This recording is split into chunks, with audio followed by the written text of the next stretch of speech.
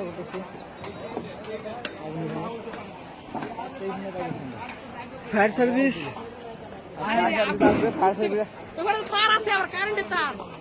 আসবে হচ্ছে আগুন নিভার পরে।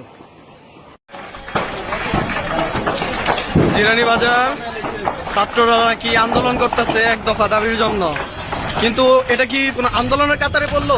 জনসাধারণের ক্ষতি করা, আগুন লাগাইয়া একটা গার্মেন্টসে পুরাটা কি অবস্থা করে ফেলছে আল্লাহ জানে কি হবে। রাস্তাঘাটে যে পরিমাণে ছাত্র দলের প্রপানরা আছে, তারা কিভাবে ফায়ার সার্ভিস আসতে দিবে বা ফায়ার সার্ভিস কিভাবে আসবে? পুরো রাস্তা তো ব্লক। এখন জনসাধারণের ক্ষতির দায়িত্ব কে নিবে?